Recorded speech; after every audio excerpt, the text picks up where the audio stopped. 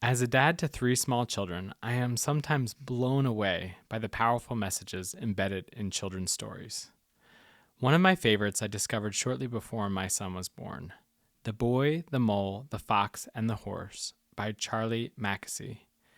It's a beautifully illustrated conversation between 4 unlikely pals who find themselves adrift in the wild, leaning on and learning from one another about some simple yet powerful life lessons. I want to read you a short excerpt before we dive into today's topic. Being kind to yourself is one of the greatest kindnesses, said the mole. We often wait for kindness, but being kind to yourself can start now, said the mole. Often, the hardest person to forgive is yourself.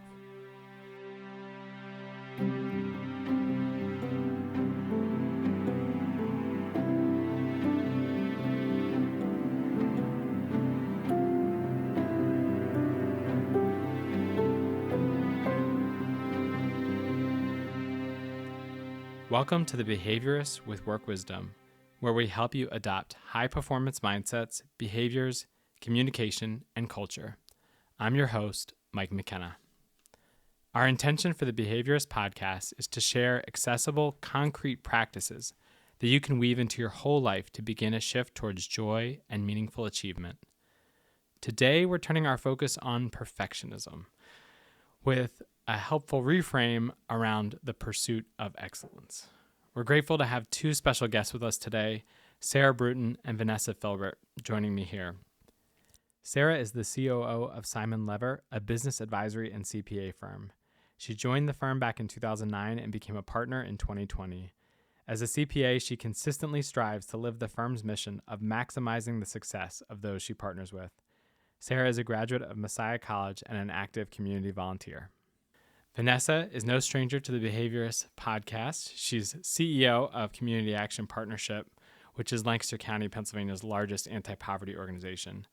There, she oversees dozens of programs and community initiatives that foster economic mobility, advance health and nutrition, safety and empowerment services, and quality early childhood offerings. She is also an associate here at Work Wisdom. She has a bachelor's from Albright University and a master's in strategic leadership from Elizabethtown College.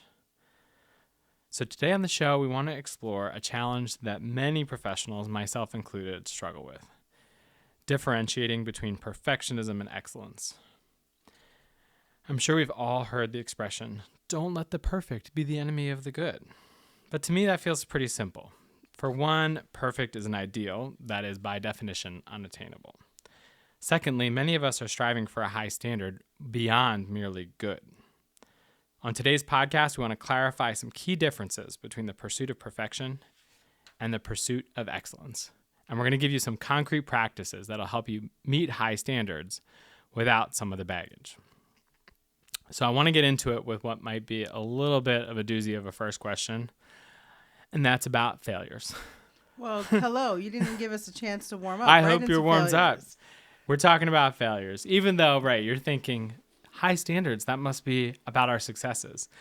And it is. But I think as leaders, the thing that we wrestle with is talking about our failures or maybe where we didn't succeed, where we missed a goal, where we feel like we let the team down, our partner down. And in my experience, I'm sure the case with you, Sara and Vanessa, it's actually in those mistakes where we find the most room for growth, where we learn the most about ourselves.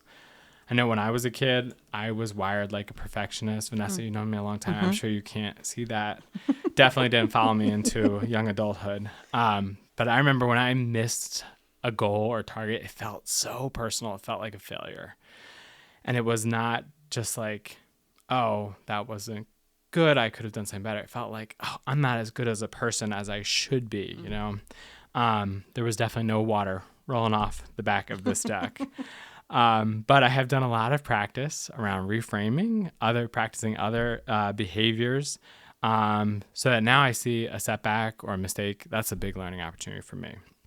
So on today's episode, we're going to normalize talking about our mistakes, and you guys can choose which one of you tells me about your failures first. Rock, paper, scissors. I won. Just like that. Yeah. Vanessa said she wanted me to start out with my failure, so here it is. I was still new to management, and I was working with one of our younger team members. I was responsible for them, and we missed an important item for a client. I don't think I'll ever forget the phone ringing and answering it, and this client asking me if we had taken care of this item, and then looking into it and realizing we hadn't. I remember the feeling of both panic and fear, thinking, how could I have missed this? How are we going to fix it? And what was the client going to think of us? As a team, we had failed, and I had to go out to that client that day to talk to them about how we were going to find a resolution. That was a long drive, huh? Oh, it was a very long drive. It was a painful drive. Actually, I was just, all those perfectionist self-talk was swirling in my head on the drive out. I was thinking things like, how did I get into this role? I'm not good enough to be in this role. How did I miss checking for this item to make sure it was done? But we got out to the client and we worked through it. We found a resolution that took care of the immediate concern, and even created some processes to make sure it wouldn't happen in the future. And I think that's what, when I think about what did I learn from it, is that even in the big scary mistake that I was like, how are we going to fix this? Like, we did, and we found a solution, and we never made that mistake again. So I think that's the great part about failure, is you learn from it and you get better. Right. Which is the goal. And you were still a good leader, and you were still a good person. I think How it's about you, interesting. Oftentimes when we think about perfection, we think it seems like we negotiate our belonging, right? So if we do something that deems us imperfect, it's like we forfeit our space in that community, in that family, in that role. So I'll give you two quick ones. One's personal, one's professional. So I will say junior year of my high school career, going into the summer of my senior year, and I find out I'm pregnant. And that was not the plan.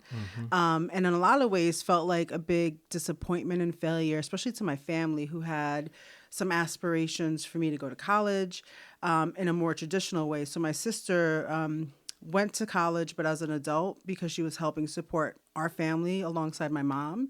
So she sacrificed her dream and did it a different way.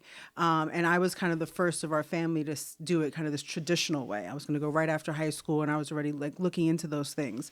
So it was interesting in that moment, that feeling of failure. I think what I learned there is sometimes failure makes you think that the dream is gone. And, I couldn't quite see in the moment that there was still lots of life and potential and runway. But in the moment of that, it's really hard to recover.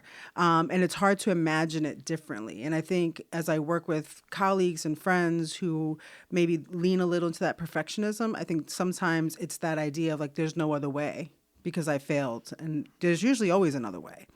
And when I think about it professionally, I think Mike and I were working together actually, and he was transitioning out of a role. I was just getting promoted into the role that Mike was in.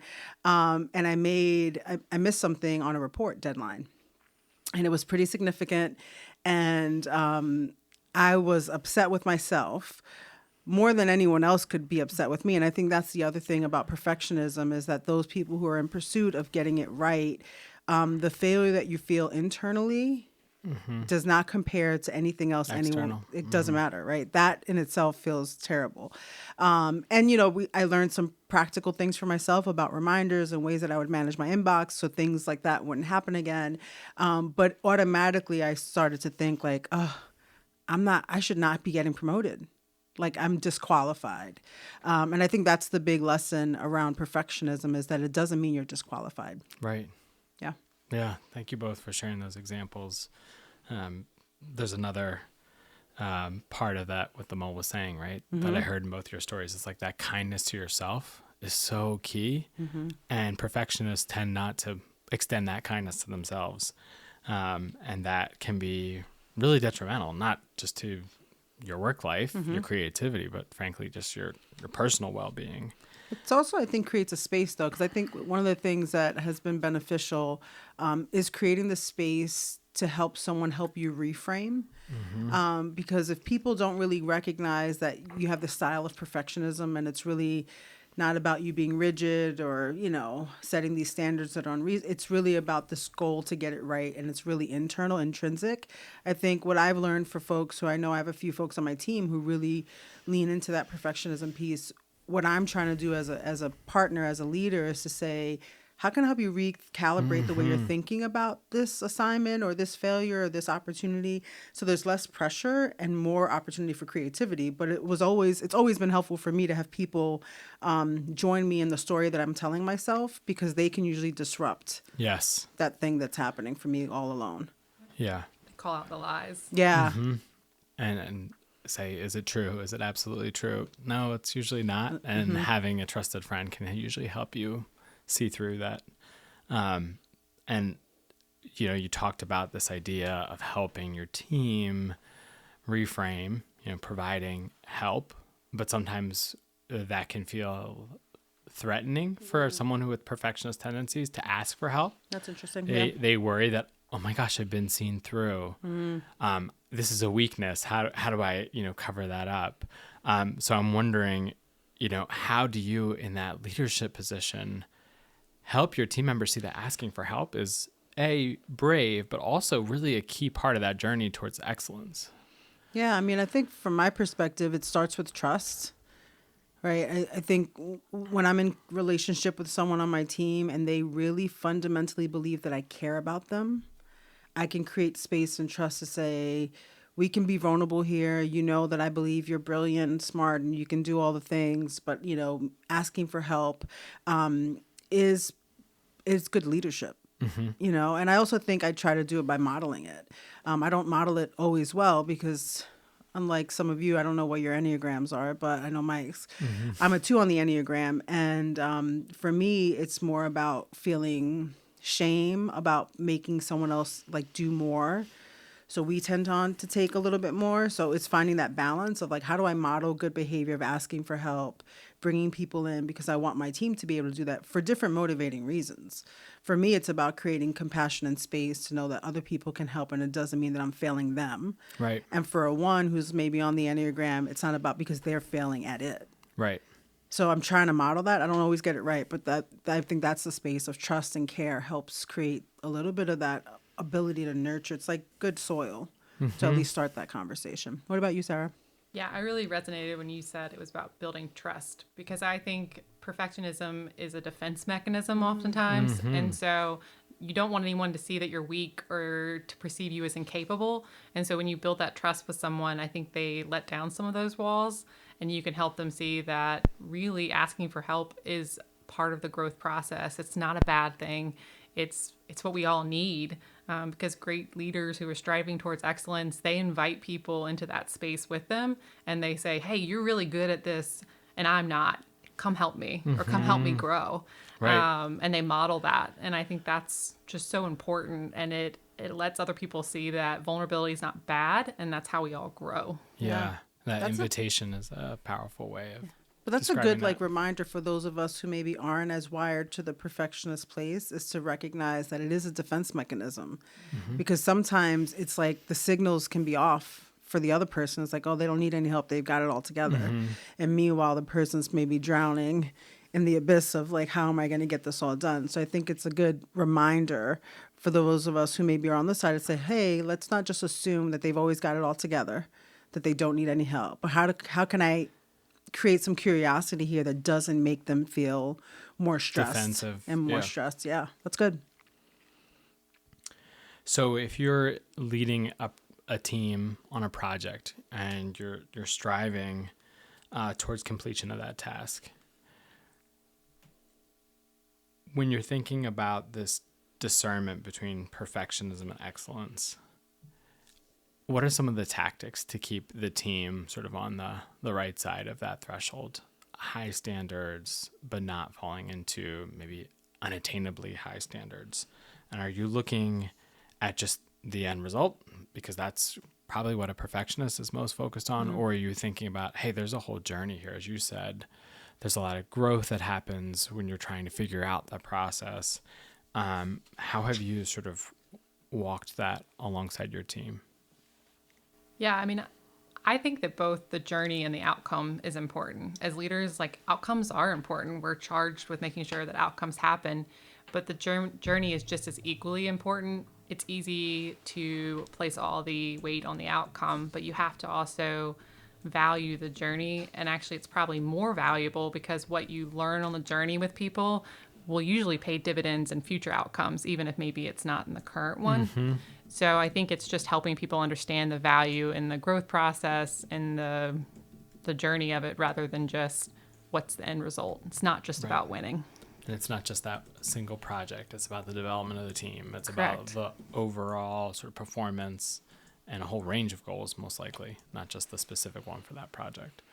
Yeah, I think, what's so interesting about doing these podcasts is that you're talking about like the person you want to be, right? It's like Aspirational. It's aspirational leadership here. Because when I think about how I show up and do it, sometimes it's not exactly what comes to me when we're kind of creating this content for our listeners.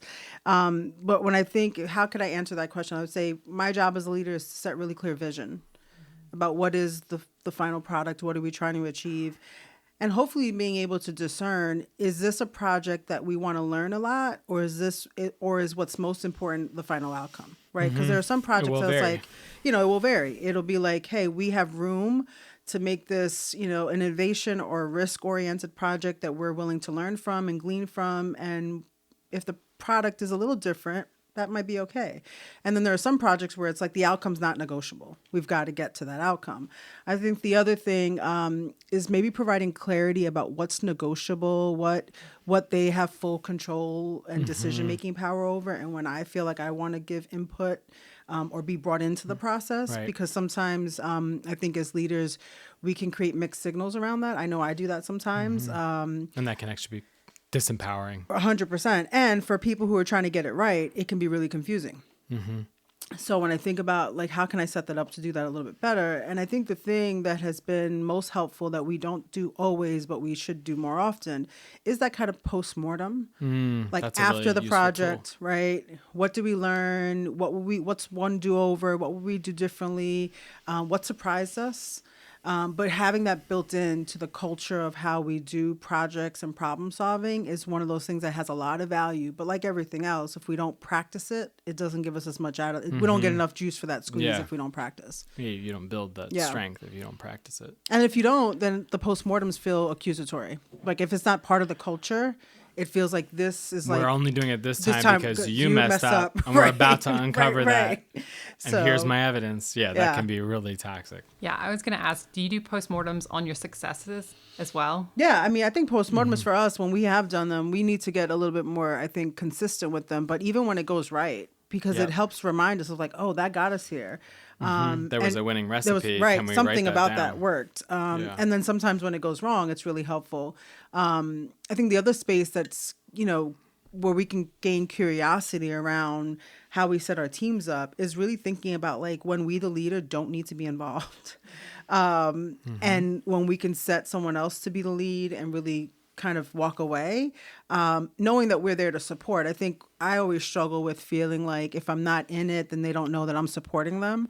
But sometimes it's me not being there that creates more energy, empowerment, ownership. Create space. And that's tough when you want to be a leader that feels, involved and knows what's going on. But the intention what a there. gift for your team to be able to see, hey, we can achieve excellence without Vanessa in the driver's seat. And then you see that there's this real depth. And usually better. And it's a culture of excellence that's pervasive and not just contingent on one specific leader. Yeah.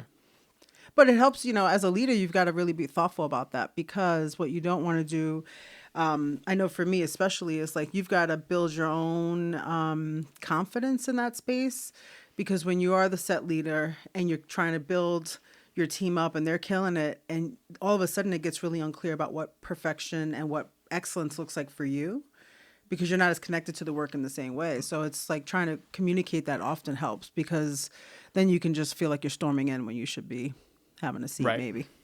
And not having a practice of like micromanaging after the fact. Yeah. Because that can really stifle that pursuit of excellence for the rest of the team.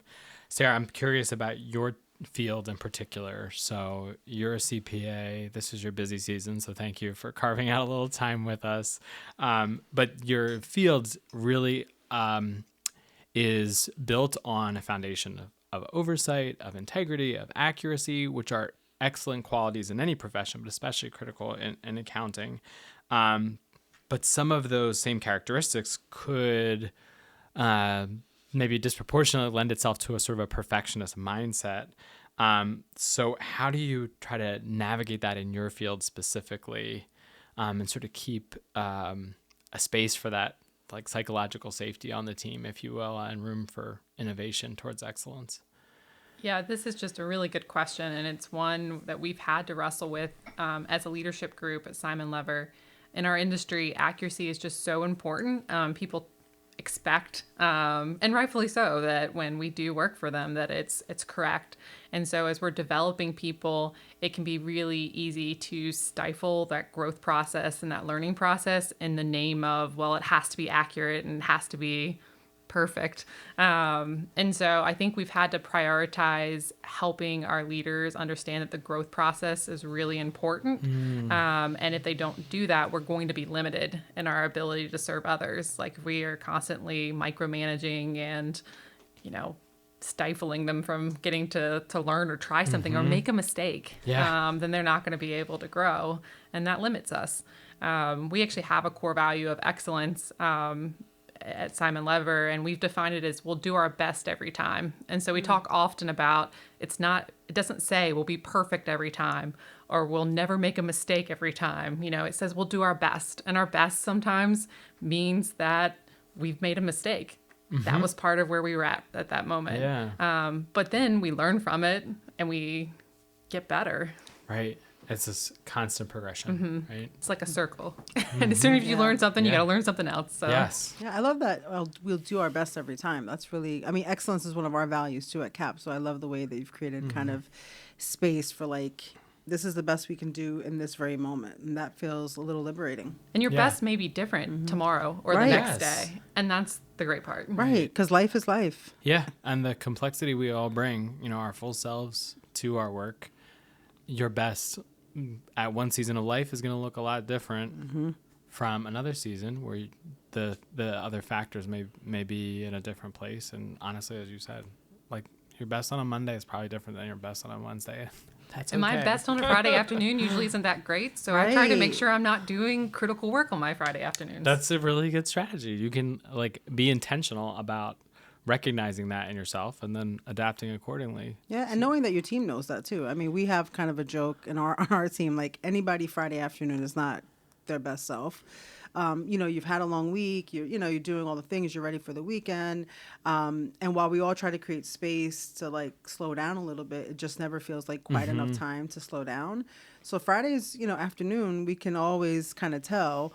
And when we're in those kind of huddles, we were together this Friday working on a few key projects, and I was not my best self. I was tired. I had a long week, and I was like kind of over it. And, my team kind of came in, and they were like, wow, you're looking kind of rough. And I was feeling kind of rough, so I looked the way I felt. How's that for psychological safety? They just tell me like it is. It's a little annoying sometimes. But it was an interesting experience. I was like, oh, and I knew I was being maybe shorter or more direct. Always peppered with humor, right? But I was like, I need to pull it together and I need to get out of here soon. So yeah, I think it's fair to think about that. Yeah. So we've talked about failures, or sort of better way to say that, navigating our mistakes constructively. We've talked about valuing the process and the journey as much as the end result. Now I want to kind of leave on that hopeful note. Let's talk about dreaming, right? What perfectionism and excellence share in common is they're both striving for high standards. One just has perhaps impossibly high standards, but we agree that leaders should have high standards, and that can be a really powerful thing for the team. And you talked, Vanessa, about how do you articulate a vision for the team? How are you casting that vision for the people you're working with? Both of you, I can tell, what winning looks like for yourself. You know what winning looks like for your company or your organization. And it makes me think of this Adam Grant quote: "Excellence is the product of high aspirations and low ego." Excellence is the product of high aspirations and low ego. So if you could take a moment, just talk to me about what resonates with each of you from that quote. And how are you sort of differentiating between the aspirational and the improbable when you're dreaming for yourself or for your organizations, your company? Yeah, I really like this quote. I think it holds the tension that as leaders we often encounter of confidence and humility. Confidence that we have to set a high bar, we have to shoot for something that's bigger than ourselves. But it also has the humility side of that we're going to make mistakes and we're going to need to ask for help from others. And that's just that dynamic of both those things together, I think, is really powerful. And I think that quote gets to those aspects. For me, it's usually easier to see the improbable side of things. And so I have to push myself to make sure I'm looking at the aspirational side and what can be. And I think I've grown a lot in that here in the last couple years, just that ability to dream and let myself dream goals bigger than myself. That's powerful. And the neat part of that is you get to take other people on the journey when your dream's bigger than yourself. And so seeing that as a good thing versus just wanting it to be something that I can accomplish on my own. That's so small. I love that. Yeah, it's interesting. I mean, I had the same reaction about humility. I didn't think as much about the confidence piece, so I appreciate that, Sarah. I don't know. I think this is a space for me that it is always a little bit of, it's a struggle because what I am trying to be conscious of is something like I don't want to have false humility. And that to me is very different than real humility. And there are some folks, sometimes myself included, that, you know, this leaning so deeply on humility kind of abdicates the responsibility to be confident. And that's a tension that I kind of live in. It was like, I don't want to be this person who's like not humble because that's like, nothing cute about that, right? But false humility is actually less cute. But really thinking more about how important it is for me to have confidence, because that confidence is really what gears up and sets the path for the team. So I would agree that, you know, there's something about humility that's really powerful and it's grounding at its core. And I think the part that's aspirational for me is that I do fundamentally believe that when you believe that you're part of something bigger than yourself, there is so much opportunity and clarity and contagion in that space. And I feel like that's the part, like if I do too much on this like kind of false humility piece where it's kind of that unhealthy humility, I rob myself and my team of the aspirational kind of pursuit to excellence, which is aspirational, right? I think I was with Kedron doing maybe when we were coaching a while ago, and you know, she had me do this exercise where I dreamed a little bit about what the top of the mountain looked like, that aspirational space where I felt like I was called to do whatever the thing is that I feel like I was called to do in the world. And you know, it was such a powerful reflection because what the takeaway was is that there's 100 paths to the top of a mountain. It's our job to help our teams find that. And I think in this pursuit of perfection versus excellence, in this space, it's about persistence. And I think persistence gets us to excellence. It's like the refining of a diamond. Right.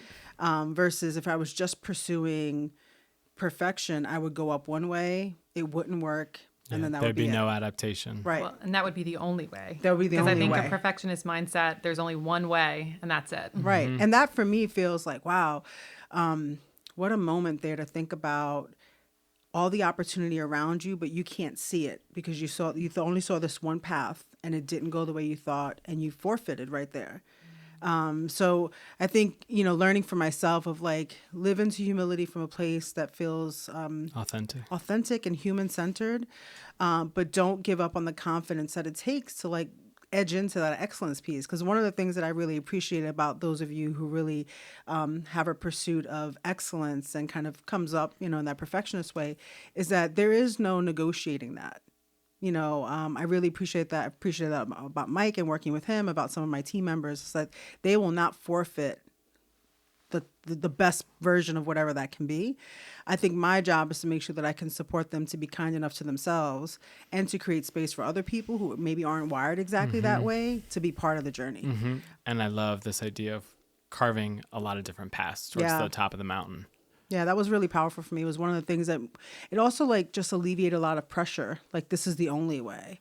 And it was about a job opportunity. It was like, if I don't get this job, then do I forfeit everything that I'm supposed to be? And that's not true. There's 100 ways to the top of a mountain. Well, and it's such a good analogy because no hiking path is straight up. Nope. there's None. like switchbacks and weird loops and things you do. You often lose sight of the top Oh, on yeah. that path. Yeah, 100%. I think even with your experience, Mike, I mean, think about what your top looked like and how much joy and what life is giving you in the season that was not anything that you would have thought Yeah. of, but is life-giving. Yeah. For a while there, being a nonprofit CEO was what I thought was the top of the mountain. And then, you know, these 3 little lives come into my heart and my mind and my home. And it's just like, oh my goodness, I'm not sure this is the top for me right now. And being a stay-at-home dad, with, of course, some great consulting here at Work Wisdom as well, it's like been such a gift. Yeah. And it has certainly, you know, as you're working with little toddlers every day, like trying to figure out how to just do basic tasks. There are so many different paths, right, to get there, right? Like we're gonna spill a whole lot of milk before we get it on top of the Cheerios. But eventually they're really good at it. Yeah. So that has been, to your point, humbling in a very special way. And I think being open to this idea that like our assumption about the top of the mountain, our perceived idea of excellence and the high standard, it's going to shift, it's going to evolve over time, and we need to be open to that. Yeah. And we're different on the journey. You know, as we learn and we grow and we get a few wins under our belt and a few losses, you know, who we are and how we show up in that journey starts to look different as well. And I know that there's certain things, you know, I had some certain experiences in my work experience even where I think back and I'm like, wow, I was so not ready for that opportunity, but it taught me so much. And if I was there now in the version of who I am today, that would look very differently, but it was designed to be what it was. Right. So yeah, I think embracing the lessons is really important. And maybe that's one of the things for perfectionists that like, if you can create so much more value in the lesson learning and that things are additive to who you are, maybe it helps create a little balance of like when it doesn't go quite the way you thought it was supposed to. Right. And that foundation gets you closer to excellence over time. I've started to tell myself, just do it afraid. Oh, that's Whatever good. it is, just do it afraid. Because I think fear is something that can really limit me. And I think that's oftentimes prevalent in a perfectionist mindset. So just do it afraid. I love that. Well, this has been such a great conversation. I think we'll recap for our listeners. We've been sort of crafting a recipe here. So what you're looking at for your recipe when you're trying to maybe release some of the attachment to perfectionism and maybe embrace a commitment and practice of excellence, here's what your recipe might look like. You're going to take a dash of humility. You're going to stir in talking about mistakes and learning from them in a safe way. Oftentimes this is a growth mindset would be another way to put that instead of a fixed mindset. Cultivate appreciation of your process as well as the intended result, and make sure you're doing that with other people. You're creating a culture with your team. And then lastly, the last thing you're going to stir in here is perhaps noticing and naming your high standards, noticing and naming your dreams, and the why behind them. I'm so grateful to you both, Sara and Vanessa, for being part of this movement of helping others in the workplace to enhance their individual and collective team performance. Thank you to our listeners for downloading The Behaviorist. We hope that you'll subscribe. You can reach out to us through our website, workwisdomllc.com, where you can enjoy Work Wisdom press and productions. You can ask questions, give us suggestions of topics you'd like us to explore in future episodes. As is our custom, we will leave you with a quote from Anthony DeMello's 1 Minute Wisdom. How shall I forgive others? If you never condemned, you would never need to forgive.